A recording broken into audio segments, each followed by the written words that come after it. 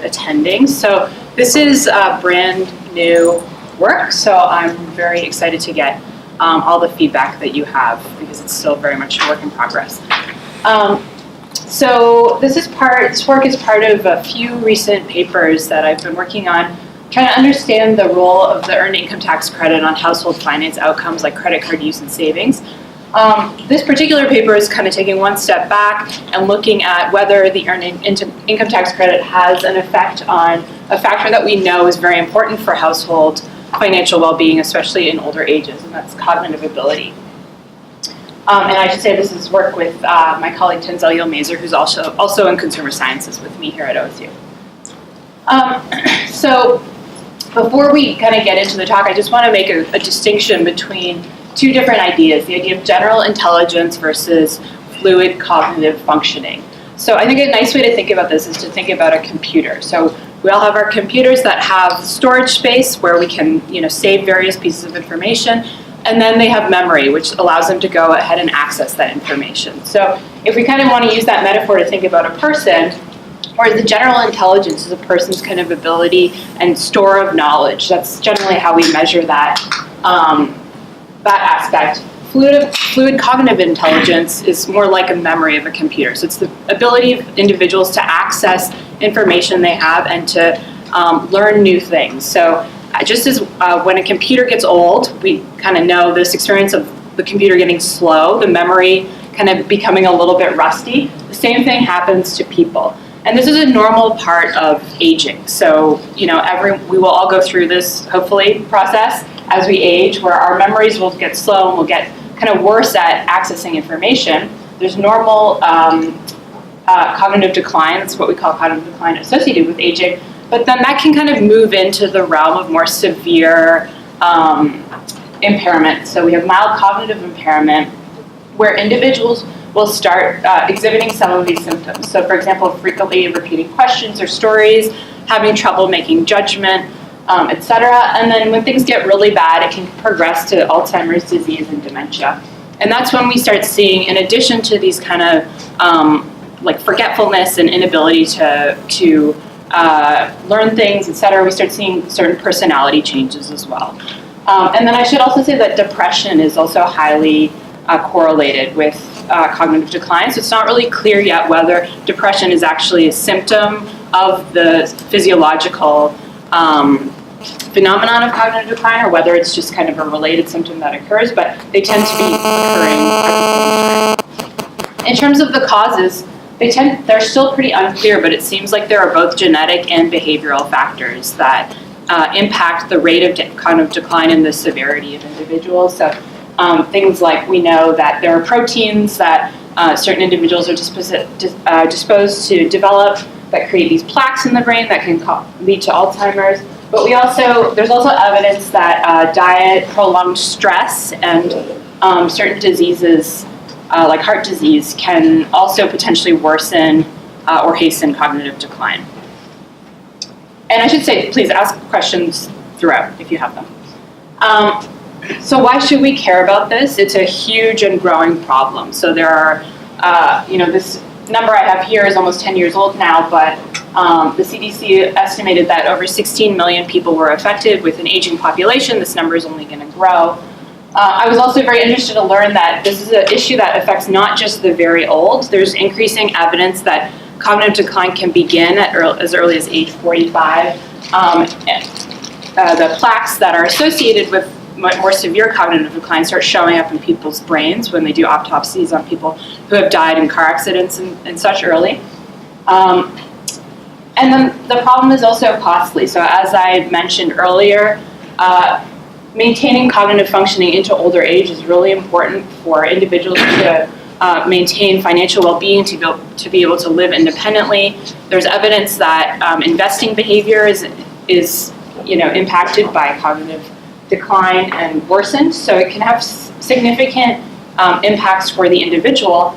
And of course, there's also going to be significant healthcare costs, which are often borne by the public system, Medicare, or by unpaid family members who are often women taking care of kind of aging adults. And then finally, if this is occurring as early as age 45, And if we have an aging population, we start being worried that it might actually reduce the number of years that individuals can contribute productively to the economy, which may become increasingly important. So I think this is a really big problem.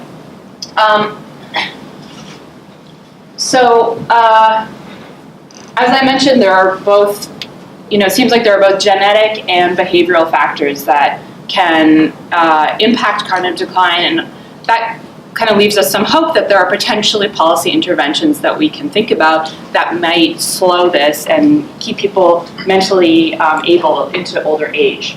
So one potential route that is gaining increasing interest is the possibility that income may forestall cognitive decline in older age. So,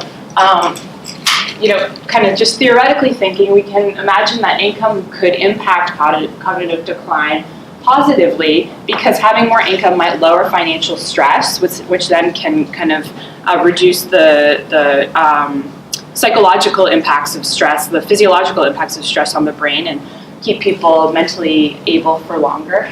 It can also increase access to healthcare. It could cause better health behaviors, improve diet, and it could also lead to increased mental stimulation if, the way that you are getting your income is by working and by working longer. There's increasing evidence that retirement actually causes cognitive decline to increase. The rate when people retire, they start kind of losing it quicker. So if you're required to work to get the income, then you may kind of have better cognitive decline or better cognitive ability.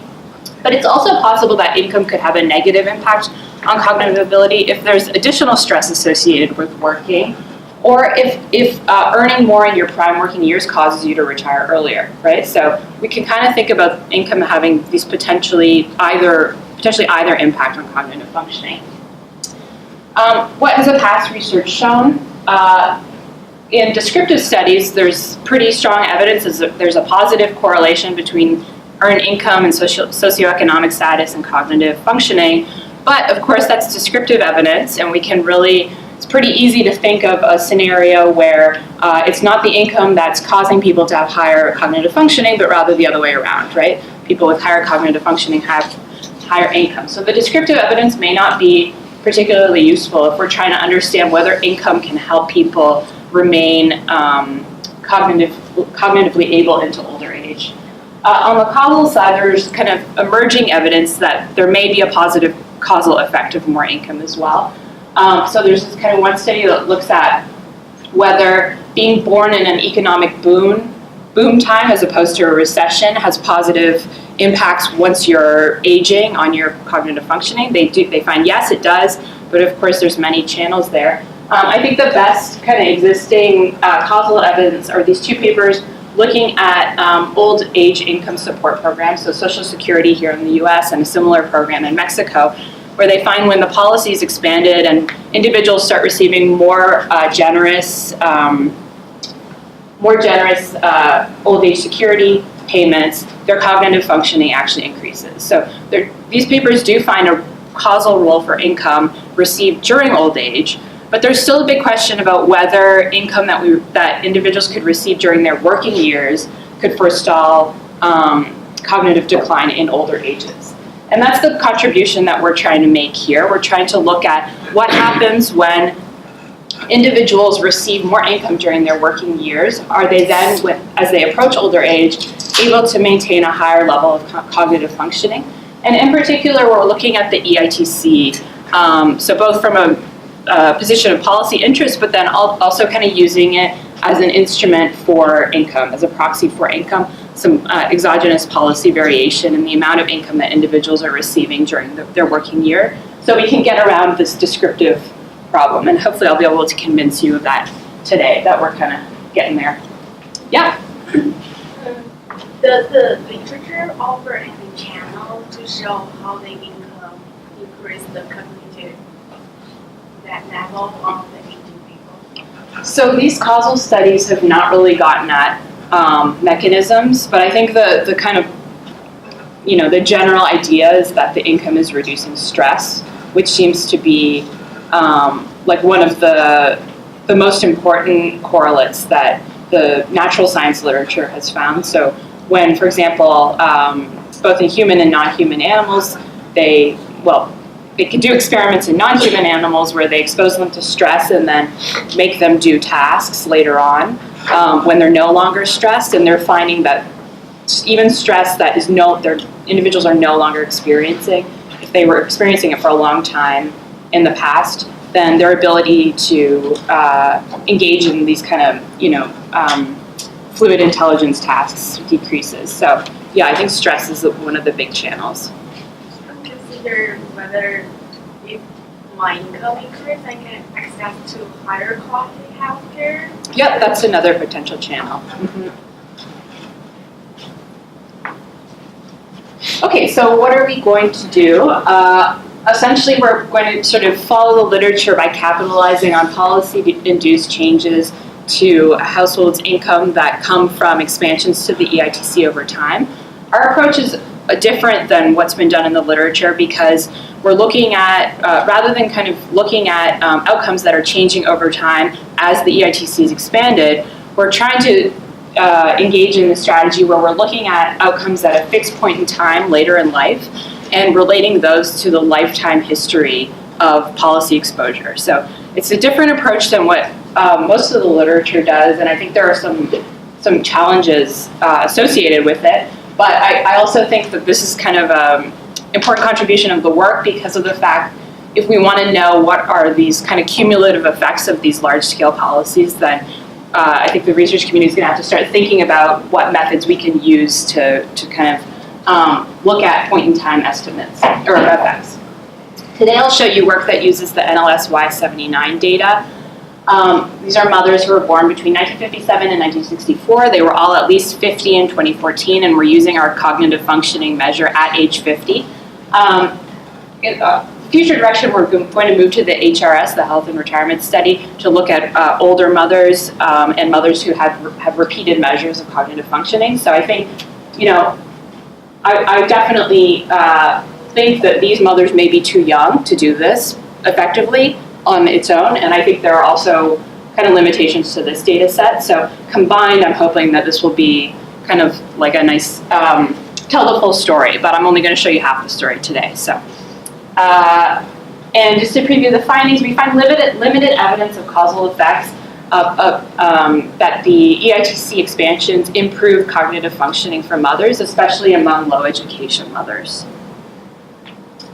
Okay, so for those of you who don't know much about the EITC, let me give you just a quick 2-minute overview here. So it's a refundable tax credit targeted to low and moderate income working households with children. There's a small credit for families with no children, but it's really kind of the biggest for families with kids, so we're going to be focusing on families with kids and mothers in particular in this study. The size of the credit depends on the number of kids in the household, the marital status recently, and also the earnings of the household.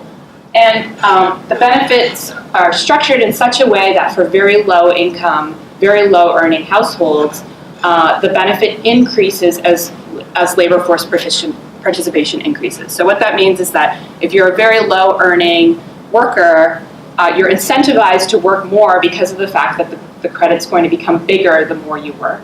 And so there's kind of a plateau region, and then the credit phases out for higher and higher earning households. But the kind of key feature here is that there's this work incentive built into the program. For families who receive the maximum credit, it can be really big, up to 40% of the annual earnings. So the credit is kind of sizable for mothers and families in that maximum credit range. Important for us, the credit was begun in 1975, slowly expanded, and then there were a few large expansions to the program, notably in 1994 for 1 and 2 child families, and then, or 2+ child families, and then again in 2008 for 3 child families. And in this period, between 1994 and 2008 or so, and even more recently, states have also implemented additional earning tax credits that generally operate by providing a percentage of the federal credit increase. So For example, I think Ohio's credit right now is 10%, so families in Ohio get their federal benefit, and then they get an additional 10% from the state. So kind of notably, all these expansions have happened at different times in different states for different family sizes, and that's the variation that we're going to rely on in this paper. Okay, so how might the EITC impact cognitive functioning? So I think there are a few potential mechanisms. So the first is the direct income effect, right? So families, when the EITC becomes more generous, families get more money through the credit. And I think the predicted impact of this is pretty unambiguous, that increased income, if I just give you some money, then you don't have to kind of do anything, then that could decrease cognitive decline in older age, in particular by reducing maternal stress and maternal depression. So this Evans and Garthwaite paper, they find that when the EITC is expanded, single mothers who are kind of the target beneficiaries of the program exhibit fewer bad mental health days and fewer symptoms of depression. So I think there's evidence to believe that the EITC is reducing stress, and through that channel could cause improved cognitive functioning. The EITC expansions could also impact cognitive ability in older age by changing maternal health behaviors. So Emma, you mentioned, for example, the healthcare, access to healthcare. There's also evidence that when the EITC is expanded, maternal smoking decreases and families start buying more fruits and vegetables and potentially higher quality diet. So that's another potential channel through which the EITC could decrease cognitive decline in older age. And then the final potential channel that I could think of was this labor supply effect. So as I was kind of describing before, the structure of the EITC is intended to incentivize work, especially for lower earning households. There's a long literature that shows that when the EITC was implemented and expanded, single mothers with very, very low earnings were kind of incentivized to join the labor force. So if EITC expansions cause people to start working, then we could expect there to be a cognitive decline effect down the road, either a positive one or a negative one. If work is making you more stressed out, then maybe there's going to be a negative impact to your cognitive functioning in older age, but working could also be good for your cognitive ability if it means that you're kind of more attached to the labor force. Maybe you're gaining experience and getting sort of a higher skill job, which could exercise your brain and stave off cognitive decline. So I think kind of overall the theoretical relationships between EITC and cognitive decline are ambiguous, and it's ultimately an empirical question. So that's what we're going to focus on in this paper. So let me tell you a little bit about the data. As I mentioned, we are using the NLSY 79. So for those of you who aren't familiar with the data set, it's a sample of individuals who were between ages 14 and 22 in 1979. And they've been interviewed yearly or every other year since then. So up until 1994, every year individuals were interviewed and asked kind of an array of questions about their fertility, earnings, education, state of residence, etc. These are kind of the important things that we use. And then, importantly for us, when respondents to the survey turned 50, they were all administered this series of cognitive functioning questions that kind of taken from the cognitive functioning literature. And I imagine the point of this is that as they follow these individuals into old age, they're going to kind of repeat the measures. So I think this is going to be a nice data set to kind of use for future work thinking about these questions. So this table just shows how we're limiting our sample. So we started with the 12,000 initial respondents to the survey in 1979. Only about 7,400 answered those age 50 cognitive functioning questions. So we have people kind of dropping out throughout the survey, and then we also have people who just did not answer those questions for whatever reason. So they're, obviously out of the study. We also limit the sample to respondents who skipped the survey no more than 3 times, just to because we want to have kind of a relatively complete history of where the respondent lived, when they had their kids, and how much they were earning in every year, this limitation just makes the analysis a little cleaner. We focus on women with children, and we also, just for tractability, limit the sample to women who gave birth to their first child between the ages of 16 and 44. So we're kind of getting rid of any outliers on that front. Okay, here are some summary statistics, and hopefully this isn't too small. Actually, I'm just going to have a drink of water here. So just a quick question. Yeah, sure. The questionnaire for measuring the cognitive ability has not changed over time. So we only have one measure of the cognitive ability question, which was taken at age 50 for every respondent. So, yeah. So that's kind of one of the disadvantages of this study, I think. You know, the paper is called Cognitive Decline, but we do have a baseline general intelligence measure, which is this AFQT score, which was measured for everyone in 1981. So this is kind of like the general intelligence score that we're including in our models. And as you'll see, this including that variable in the model is really important. Like it very much changes the results. I think there's kind of an interesting conundrum in this literature, because when we want to measure cognitive decline, like the obvious thing to do is to measure it once for a person and then wait a few years and measure it again for the same person. But the problem with that is that if you measure the same thing twice for the same person, they might learn how to do the test the second time, right? So there's a real kind of, I think, puzzle here of how to accurately measure this. But I think when we move to the HRS, we're going to think a little bit more about that. Yeah. In terms of the trapezoid, Yeah. if a state increases their minimum wage, does that tend to make the EITC more generous or less generous? Their minimum wage, or If the state increases the minimum wage, so it increases income. You mean like, is there a relationship between when states are implementing and? How would that affect? Oh yeah, that's a good point. Yeah, that would definitely be relevant.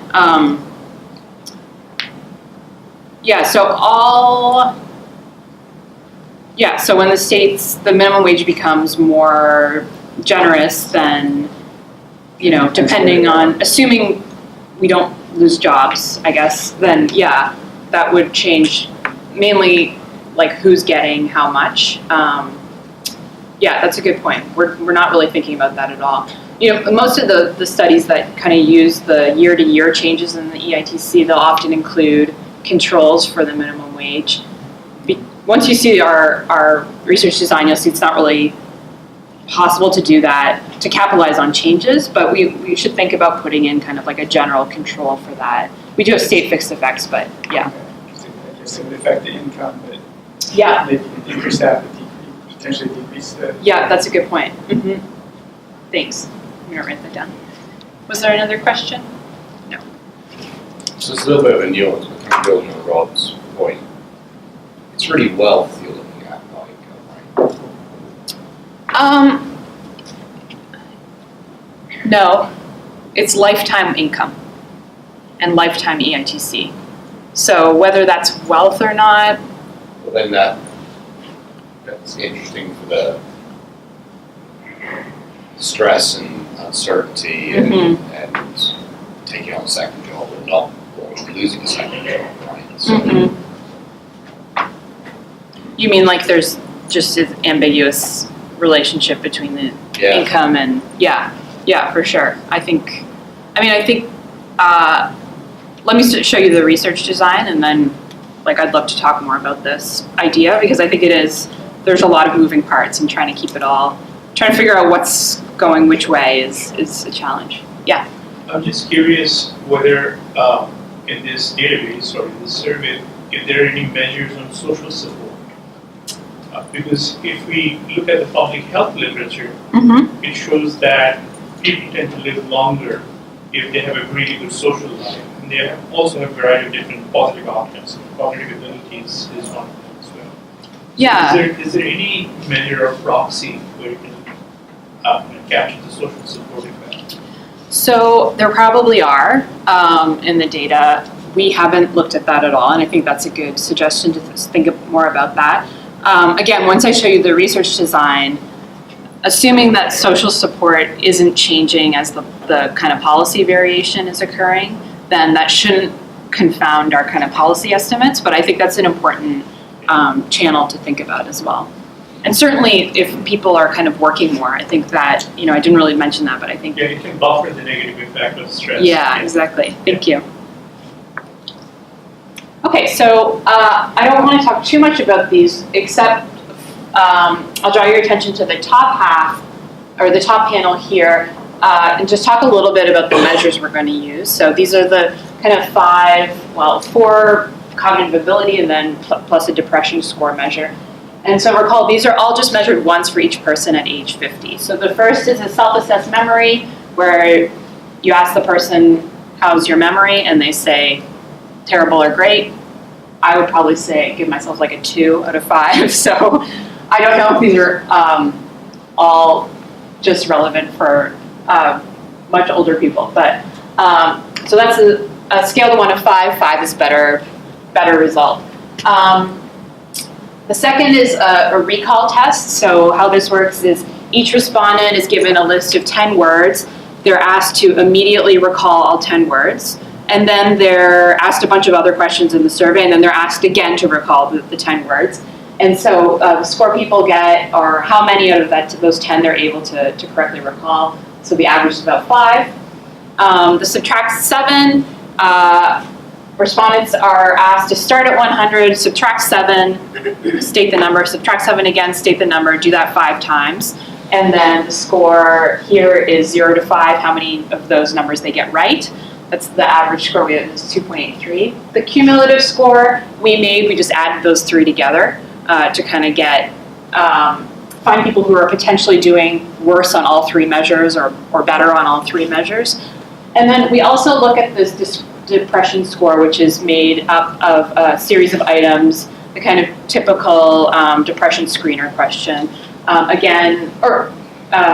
I should say the 4 cognitive functioning scores, better scores are better cognitive functioning. The depression score is the other way around. Higher scores are worse depression symptoms. Okay, so let's just keep that in mind.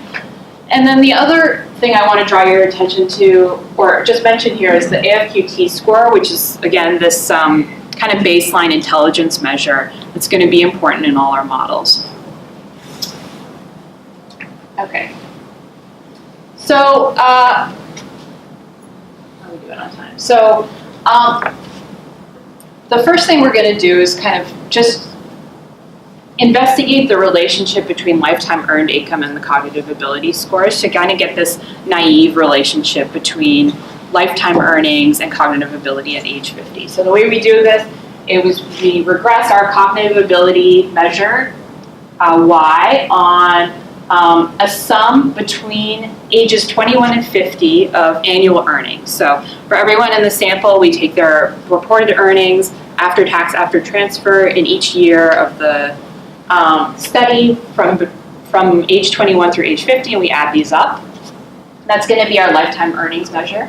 And we run this model after controlling for covariance, a cohort fixed effect, so birth year fixed effect. There's 7 cohorts in the NLSY. The age at which the mother gave birth to her first child, number of children fixed effects, and a state fixed effect. So this is the total number of kids the mother had in her whole life, and this is the state where she lived for the primary, like the most years during that 30-year period. So when we run this regression and get the estimate of beta 1, this is going to tell us kind of the naive relationship between lifetime earnings and the cognitive outcome measure. So the problem, as I kind of alluded to with this approach, is that earning and causality. So if people who have cognitive ability work at higher paying jobs, then we'll get a positive correlation here, which is kind of not informative to the question we ultimately want to answer. So the solution to this that we use is to use lifetime exposure to the EITC policy in place of the individual's lifetime earnings. So if we kind of think about these mothers, and we think about their lifetime exposure to the EITC, that's going to depend on the timing of her births relative to the timing of the federal and state policy expansions in the state where she lives for most of her years, which in turn are going to be impacted by her birth year and her age, the age when she has her first child, right? So if I'm a mother and I'm born in an earlier cohort and I have my kids really young, then I'm going to miss a lot of those big policy expansions that happen kind of later into the 90s. Whereas if I'm born at the kind of later end of the cohort, the study cohort, or I have my kids later, then I'm going to kind of have more exposure to those policy expansions. There's also going to be variation in this policy exposure variable based on the number of children that the mother has. If she only ever has one kid, she's going to have access to less EITC, versus if she has 3, she'll have access to higher. The state where she lives for her child rearing years. So if she lives in New York State, for example, she gets access to a really generous state EIC. If she lives in Ohio, she has access to a less generous state EIC. And then the first order interactions of these. So because all the changes, the policy changes, are happening at different times for different sized families and in different states, these factors are all going to kind of interact to determine an individual mother's lifetime exposure to the EITC policy. So that's kind of, in words, what we do here. So this is the exact same model that I showed you before, except for now, instead of having the mother's annual earnings summed up here over that 30-year period, we're having what we call her EITC exposure. So this is the sum of the maximum EITC benefit for every year from when she's 21 to 50 in that year for similar mothers who have that number of kids in that state. Okay, so if she's 21 in 1990 in New York and she has 2 kids in that year, then we assign her the maximum EITC credit available for those mothers in that year.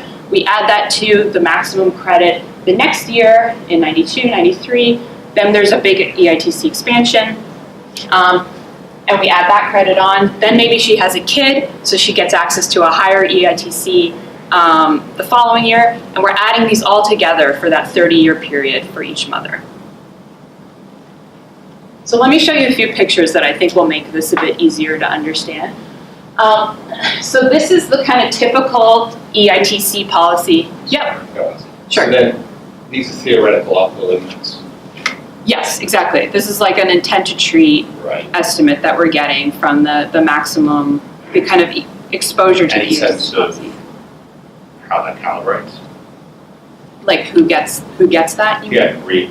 So 80% are actual eligible to take out. So it depends the sample we look at. If we're looking at just the full sample of mothers, then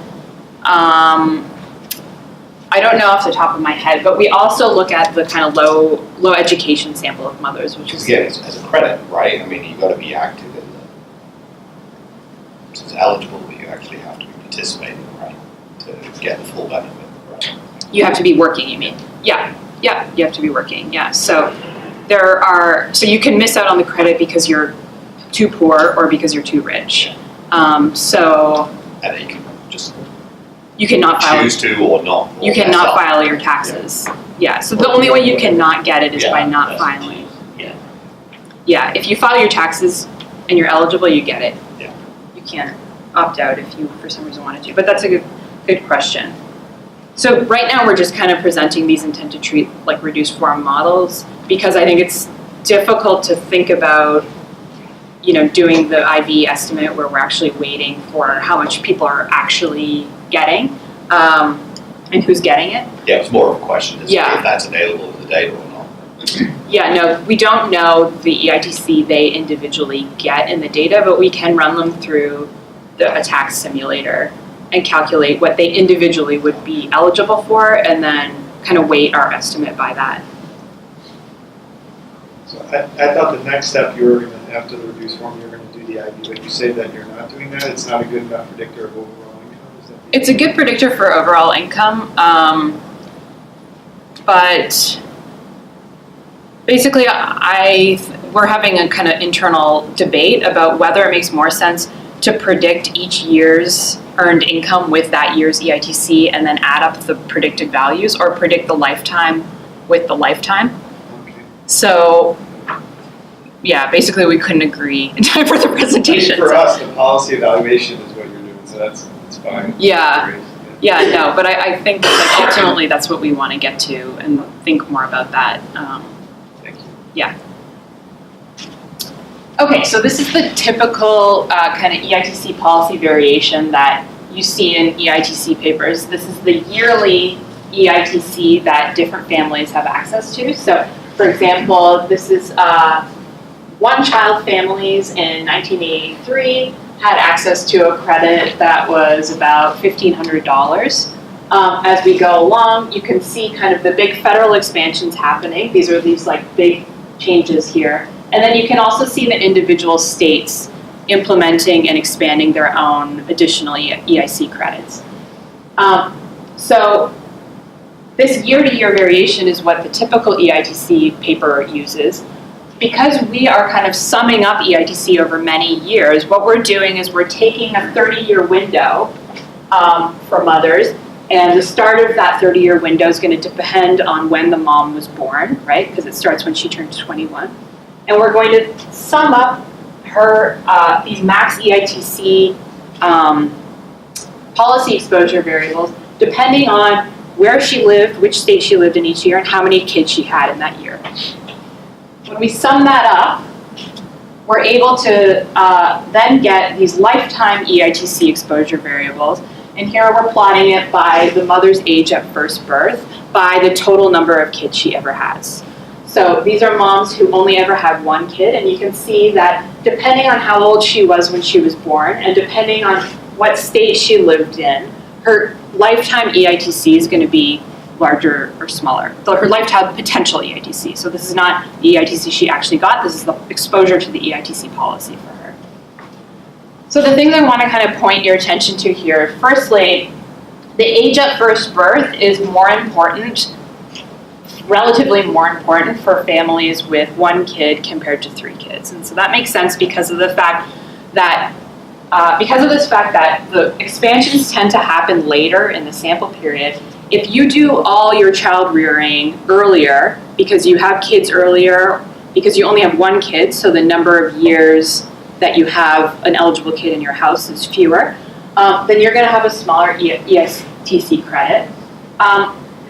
The other kind of important thing here is, we lose a lot of the variation, right, through this method. So whereas in these typical EITC papers where we have these nice big kind of abrupt expansions, we don't have that anymore. Everything's really smoothed out once we sum over the lifetime, and this is kind of a challenge, I think, with our paper and any paper that's trying to understand the long-term cumulative impacts of a policy like this, that you really lose the year-to-year changes, that variation. Okay, so I'm going to skip this just in the interest of time, and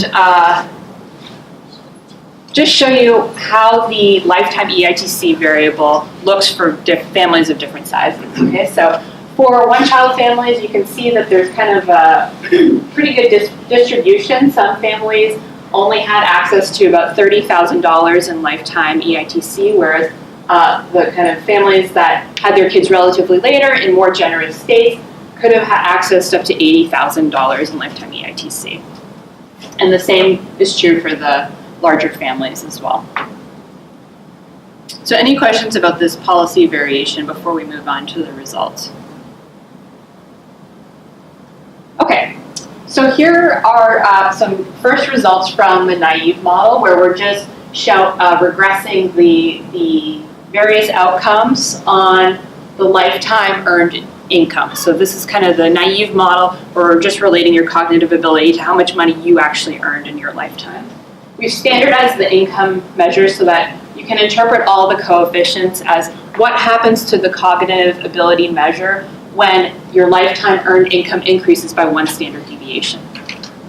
So essentially what we see here is positive correlation between the cognitive ability measures at age 50 and lifetime earned income. This confirms what previous studies have found. People who earn more money tend to have higher cognitive functioning in older age. And these effects all persist even when we include this AFQT measure, okay? So I'm not showing you kind of the full set of results here where we progressively include more and more covariates, but I can tell you that this AFQT measure, which again is the measure of kind of general intelligence taken when the women are younger in the sample, is highly predictive. One thing I thought was kind of interesting, it's not predictive of the self-assessed memory, which is kind of like an interesting, yeah, I just kind of noticed that when I was putting the tables together. I want to think a little bit more about what that means for the self-assessed measure. But at any rate, we see kind of relatively small impacts, but significant impacts nonetheless. The biggest correlation we see is between the depression score and lifetime earned income. So remember, the average depression score was about 4.44.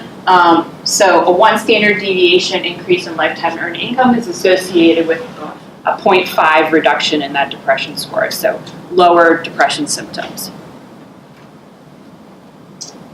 Okay, so now turning to the results where we switch out that lifetime earned income measure and replace it with the lifetime policy exposure measure.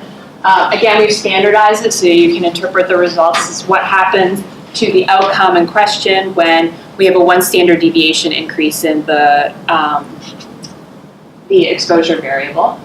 And what I'm showing you here are results from 3 different regressions on that subtract 7 outcome, which we think is kind of the best measure because it's the hardest.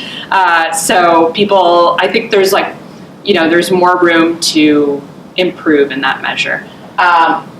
So these are results from 3 different regressions where we're progressively adding more controls. So the first result here, this is a model that includes state fixed effects and the number of children in the household fixed effects. And we're getting a relatively large and significant estimate. But when we add more controls, in particular this AFQT score, the estimated effect gets way smaller and it becomes insignificant. And then in this final row, we're adding the birth year fixed effects and additional demographic controls. But the kind of big important thing that wipes out our results here is this AFQT measure.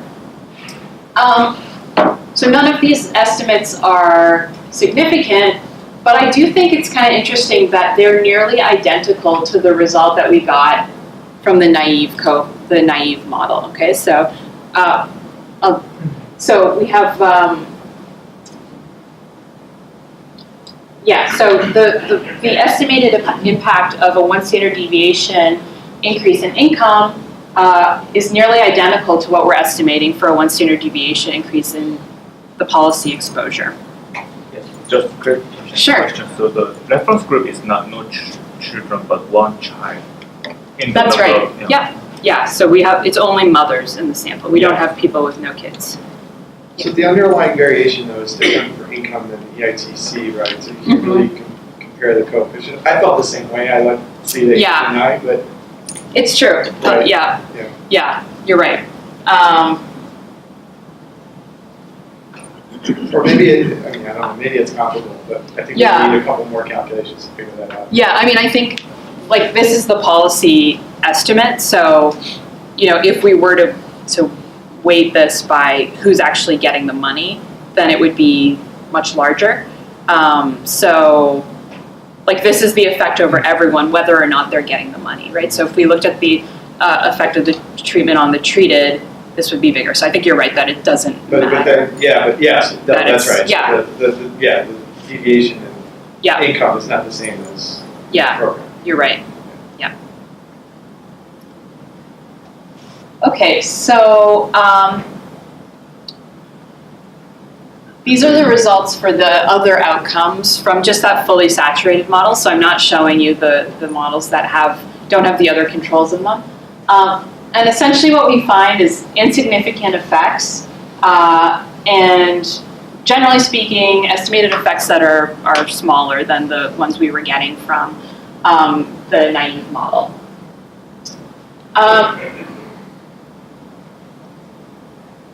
Okay, we also estimate the models on some subsamples. So in particular, the sample of mothers that have less than a college degree and sample of low-income mothers, so mothers with earnings in the bottom half of the income distribution. So, word of caution for this subsample, it in many ways doesn't make sense to split the sample on income because we know that income is affected by the EITC, so this is probably not a good thing to do, but I think let's focus on this less than a college sample. So the reason we want to look at this sample is because these are mothers who are much more likely to actually be receiving that policy, the policy EITC, right? So what we find here is similar estimates for all the outcomes except for the subtract 7, where we're finding a slightly larger estimated impact. And this, if you kind of translate this into percentage terms, what we find is that an increase of lifetime EITC policy exposure, one standard deviation, results in about a 5% improvement in cognitive functioning score at age 50. So let me just skip this and go to the conclusions in the interest of time. So generally we find a positive correlation between lifetime income and cognitive ability at age 50. They're small effects, but they are significant. And when we use the policy variation, we find kind of even smaller effects and mostly insignificant effects with the exception of this low education sample.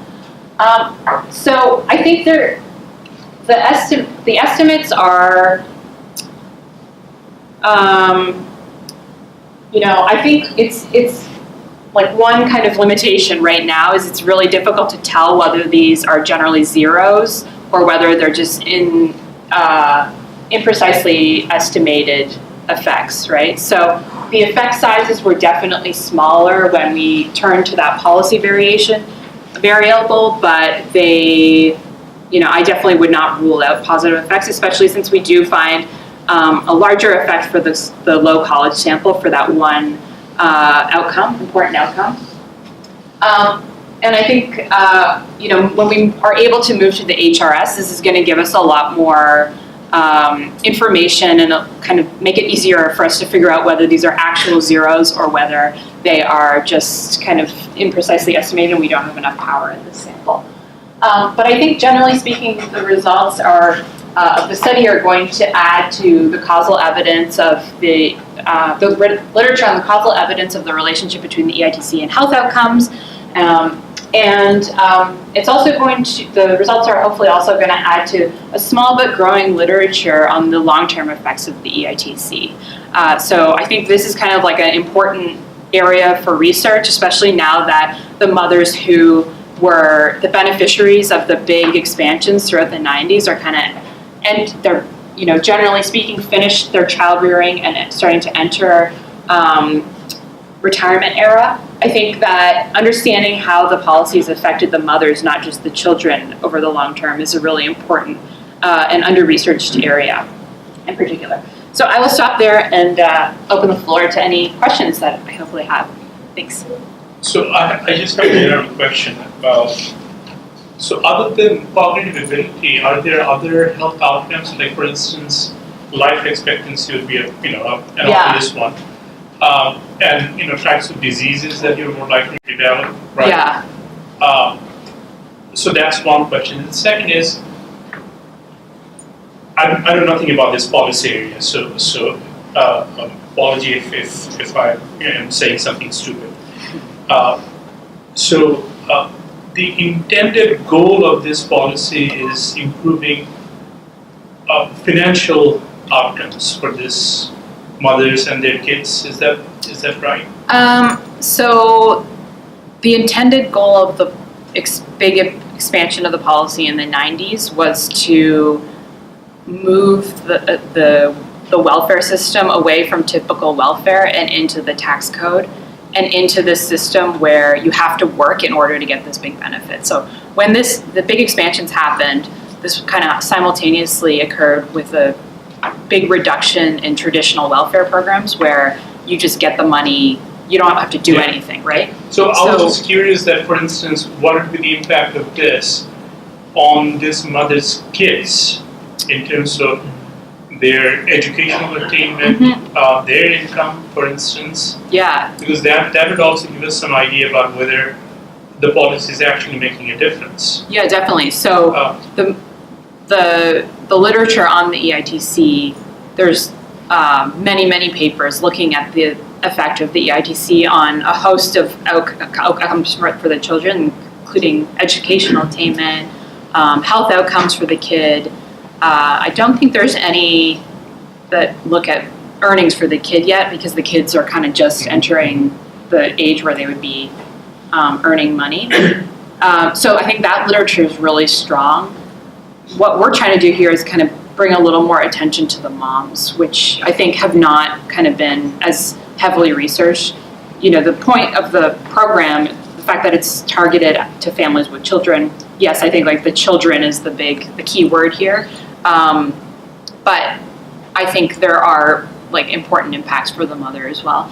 In terms of your first question, the overall health impacts, we're hoping to look at more health conditions. Right now, we've kind of just looked at the self-rated health measure, and we're finding, again, not really significant, and here pretty small estimate on overall health. So it's kind of an interesting question, because the papers that do exist that look at moms and whether the EITC improves their health, they tend to find positive effects. So, you know, and those papers capitalize on this year-to-year change in the EITC benefit. So if year-to-year more EITC benefit is improving my health, like what's going to happen over many years? So I don't know, do I expect to find something here? Do I expect to find a bigger result because it's a cumulative health effect? I'm not really sure. I think we need to think more about that. So following up on that, do you need to run some kind of truncated model if there is an important health impact? Maybe they don't survive until 50? Yeah, that's a good point. Yeah, I haven't looked at who dies before age 50. You know, I think that'll be even more important when we turn to the HRS, where we need to really account for the fact that some people don't make it. Yeah, thanks.